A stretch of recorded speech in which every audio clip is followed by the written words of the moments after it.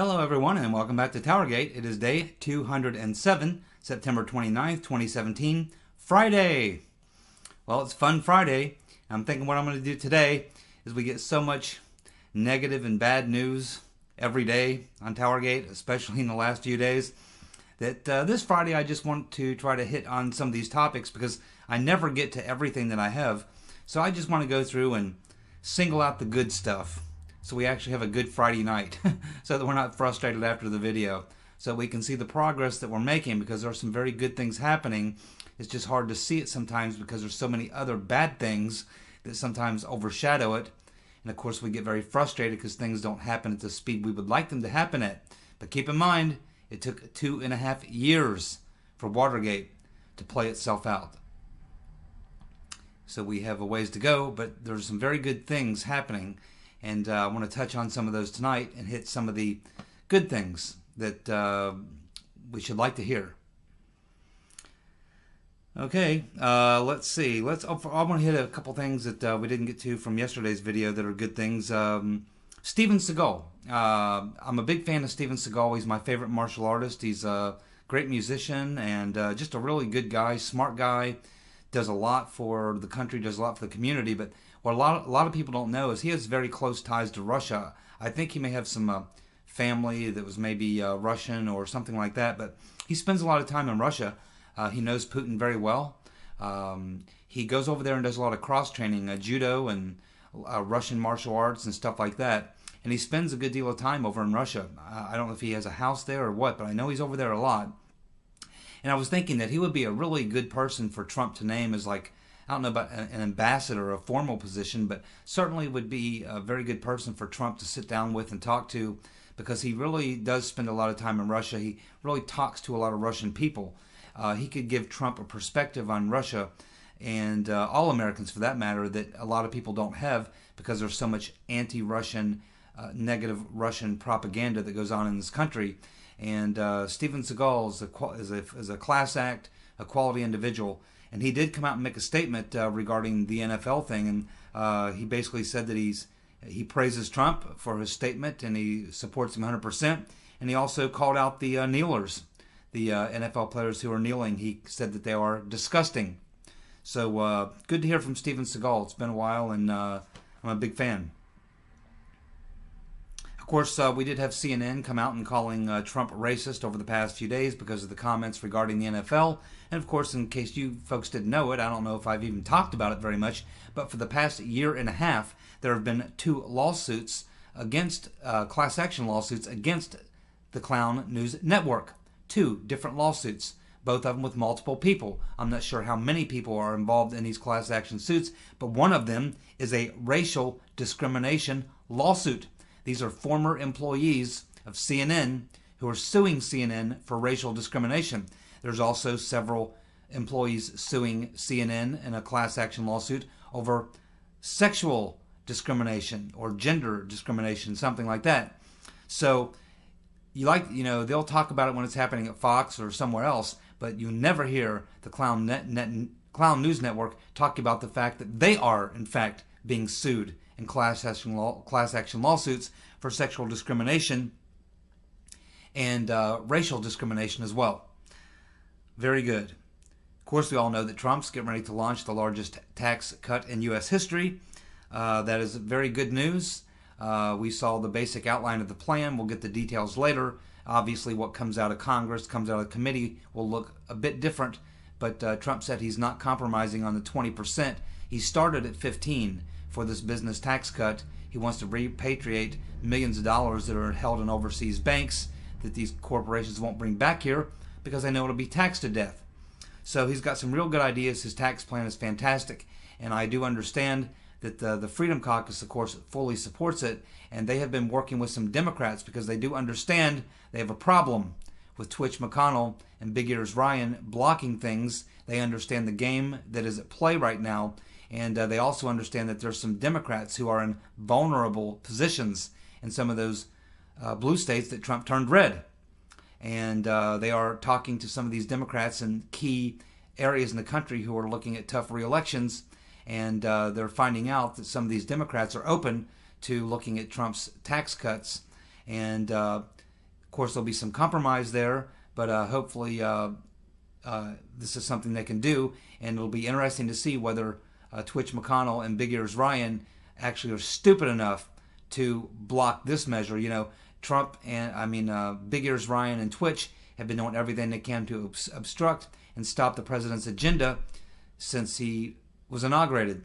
But they're learning now that people are onto it. People are very unhappy. Big Ears Ryan is going to be facing a tough challenger in Paul Nehlen in Wisconsin.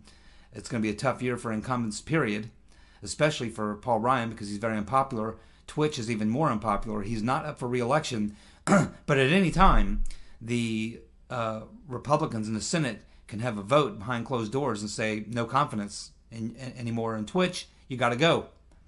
And if you have a new class that comes in and after the midterm elections, a new class comes in and you get some new people in there, some different Republicans, and after they've had the establishment people have had their tails whipped in an election, you might just see something like that happen. It could happen even sooner. I think if Twitch McConnell fails in this final quarter before they go to Christmas recess, I think that that'll be it.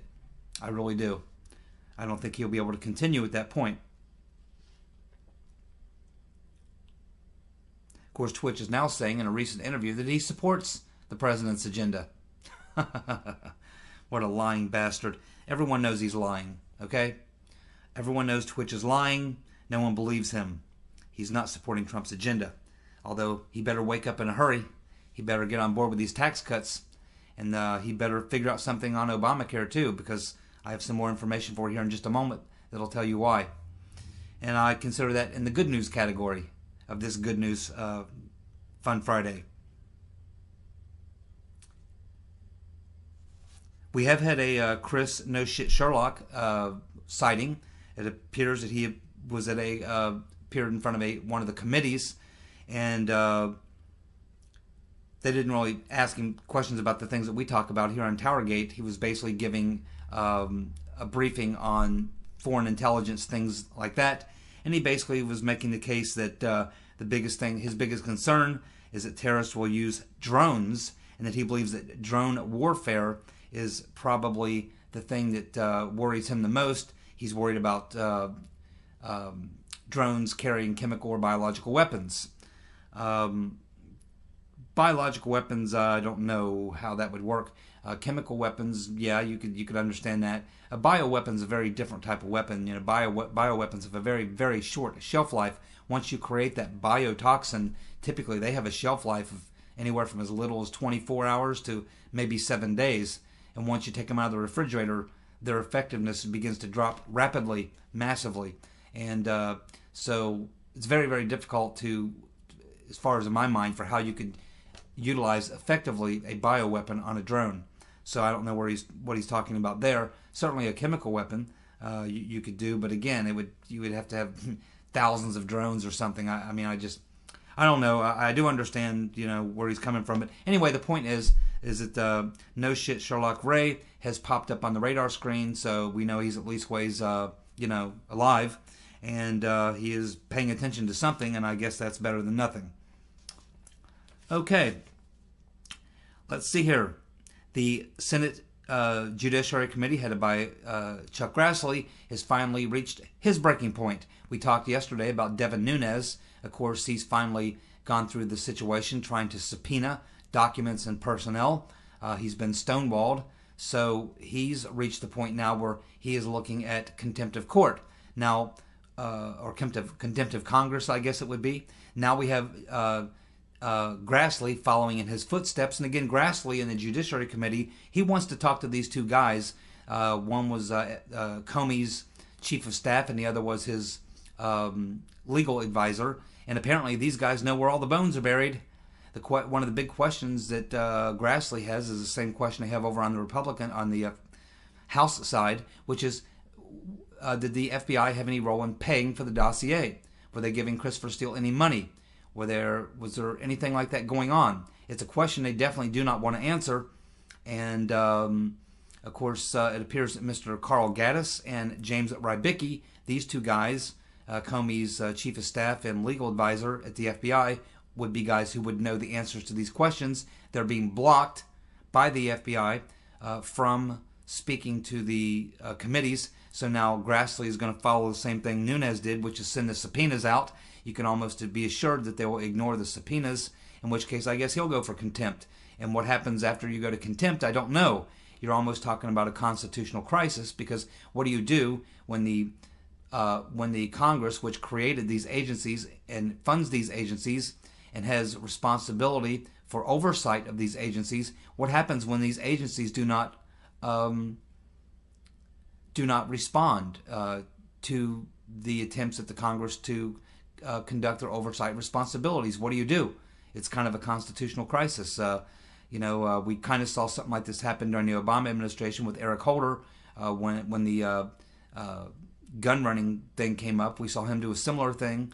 So it's very tricky. We'll just have to keep watching and see what happens. But one thing is for sure, they are pressing the issue, and there's more in today's video to buttress that fact.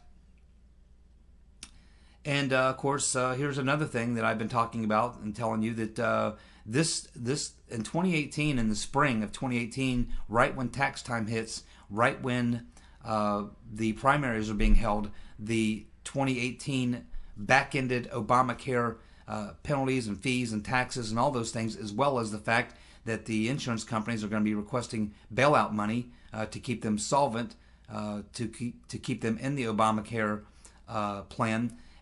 This is all going to come to a head in the spring. And now we have a new report coming out which is saying exactly what I've been saying, which is that Obamacare's affordability gap hits middle-income families in 47 of 50 of the nation's largest cities.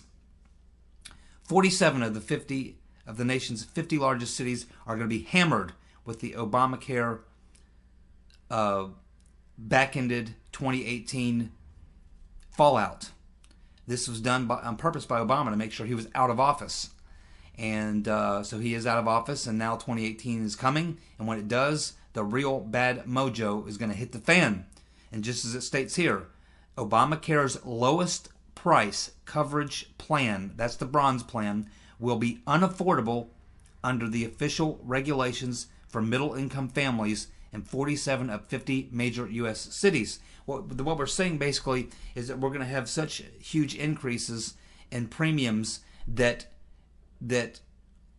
literally half of Americans are not going to be able to afford health insurance. Even the cheapest plan will be unaffordable.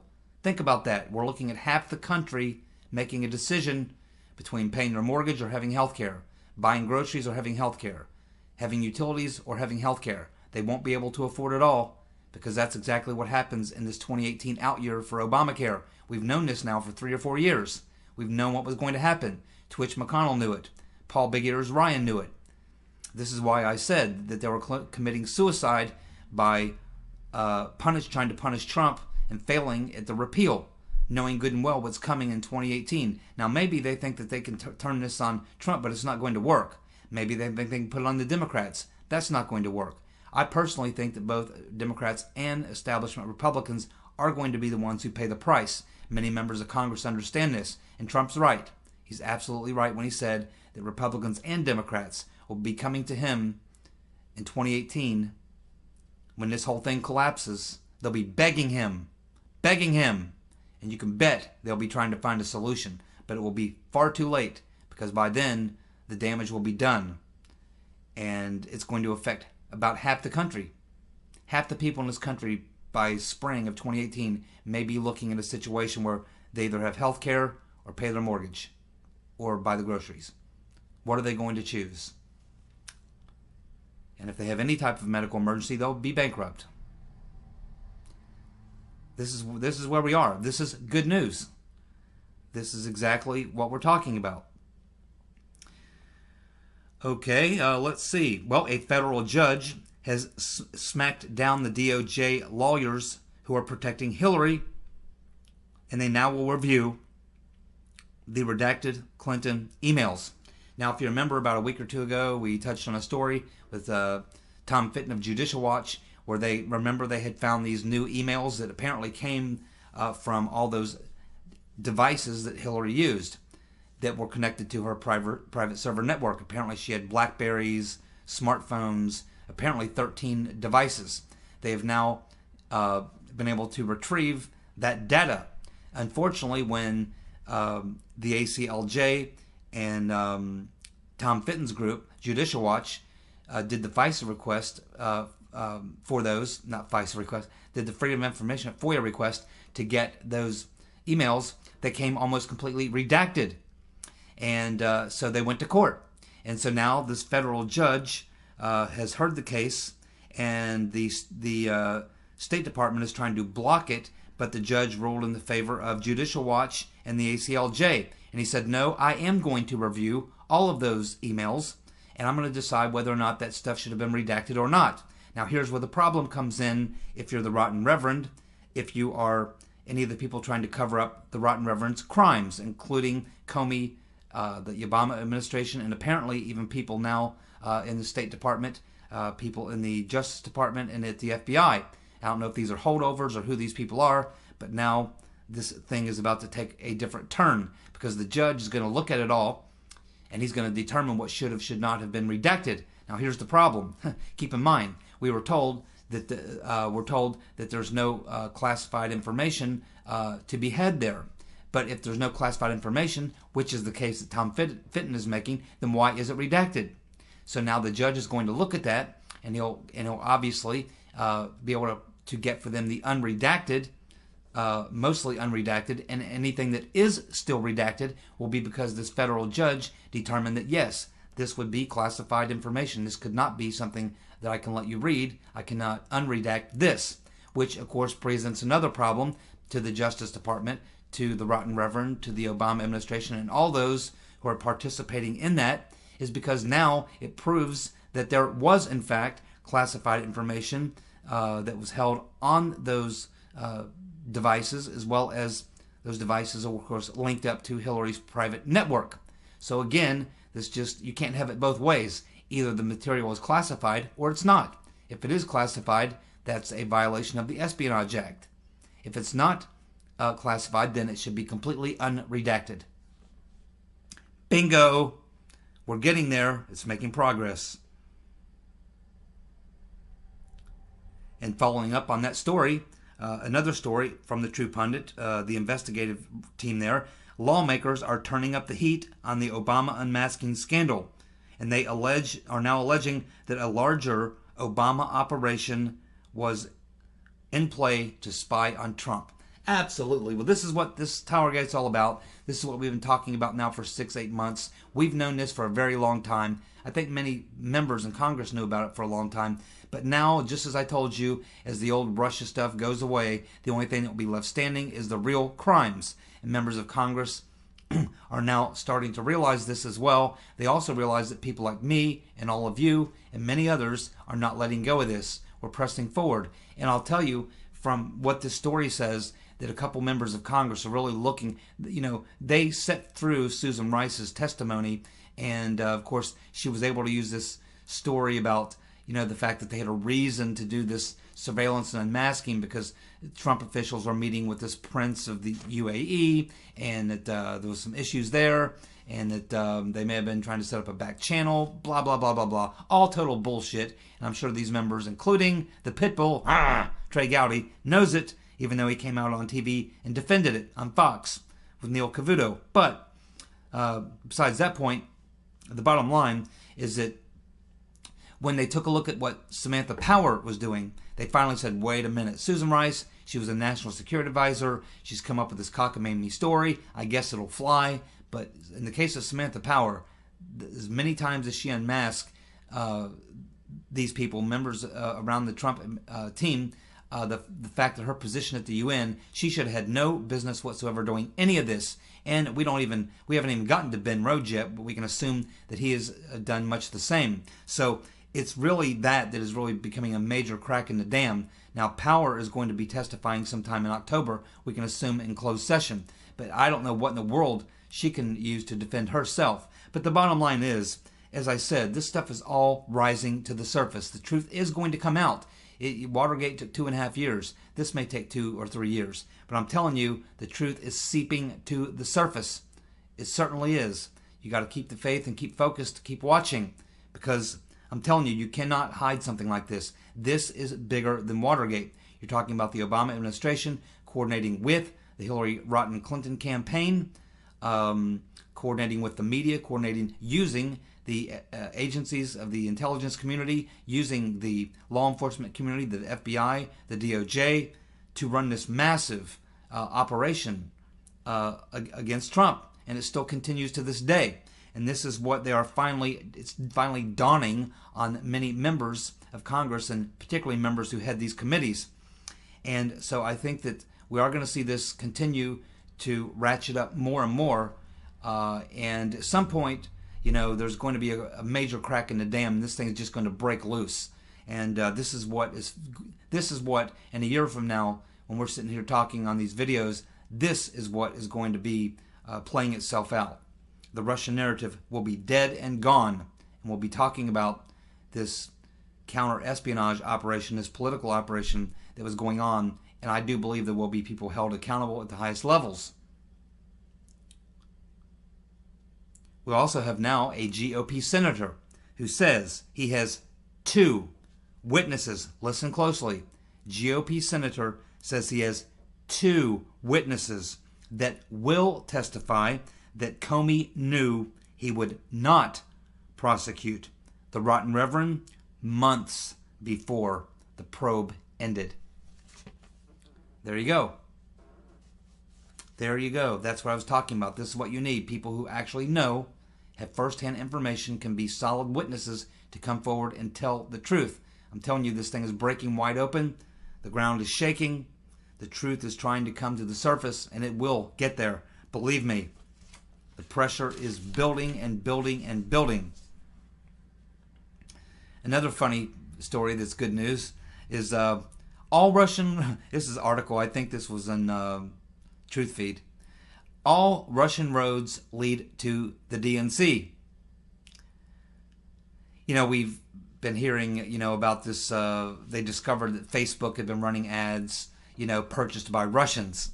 And so they've been investigating this, and Zuckerberg had to turn over all these communications, or give the government permission, I guess, to go into all these records and look at it. And now the truth has finally been exposed, and we know exactly what type of ads Facebook was promoting that were paid for by Russians.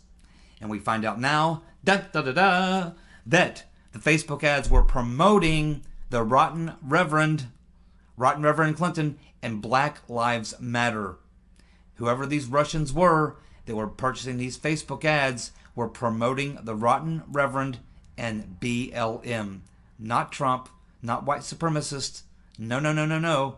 Promoting the Rotten Reverend and BLM. Boy, there's big egg on Zuckerberg's face, not to mention his stock is dropping like a rock, and he's now selling shares. But there you go. I wonder if this will go in Hillary's next book. There's one of her excuses, shot to hell. And it's just the Rotten Reverend. I mean, she's like Schleprock. I don't know if she ever saw the episode of Seinfeld where George decides at some point that he should start just doing whatever he normally does, just to do the opposite. That's what the Rotten Reverend should do. Whenever she thinks about saying something, say the opposite. Whenever she thinks about doing something, do the opposite. Because every move this woman makes is the wrong move. Now, all her propaganda and all this stuff we've been hearing about Facebook, and it's funny, we have Uncle Bob and the Hillary donor posse investigating all this stuff. I wonder what Uncle Bob does when he, in the course of his investigation, and he's the one that was going after all these Facebook records. What happens when Uncle Bob realizes that the Facebook ads were not promoting or assaulting Hillary at all, but rather promoting her, as well as Black Lives Matter? What does he do now? Does he open up a case now? Does he move the case to the Russians colluding in the election to help Hillary? Do you think Uncle Bob will go there now that that's what the facts lead you? Uncle Bob, if he can get out of this with any degree of credibility, it'll be a miracle. Because all around him, the earth is quaking, the truth is rising to the surface, and he is stuck. He is down in a hole, brother. More good news. The Antifa protester who torched that police car, 5 years. 5 years in jail for torching that police car, and probably will have to pay for the police car as well, I'm sure.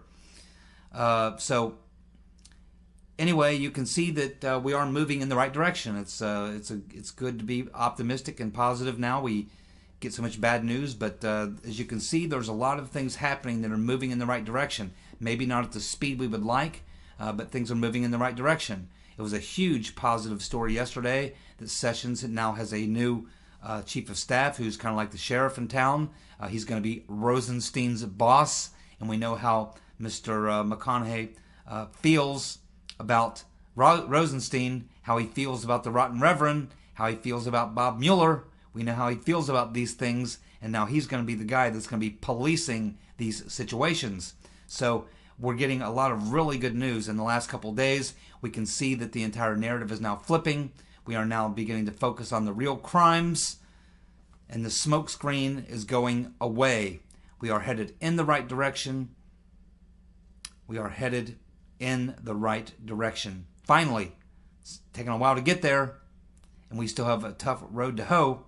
Still going to be a lot of fighting, a lot of tough struggles ahead, because the deep state will not quit. But clearly, as we move further and further into the president's term, and as we see all the things that have been playing themselves out, Trump has managed to hold on to his base. He manages to defeat the left and the deep state at every turn. He knows the people are with him. He can read the tea leaves. He knows what's going on. We are seeing things, a sea change. We are seeing the investigations that we all believe should have been happening now beginning to happen, and we can see the fraud, the scam of the Russian narrative becoming almost irrelevant. Hardly anybody's even talking about it anymore. So we are heading in the right direction. You can be optimistic now. You can breathe a little easier. We are moving in the right direction. Things are going to work themselves out. And I think at the end, maybe a year from now, we'll be sitting back talking about this. I think we'll be in a lot better position. And I think we are going to see something extraordinary.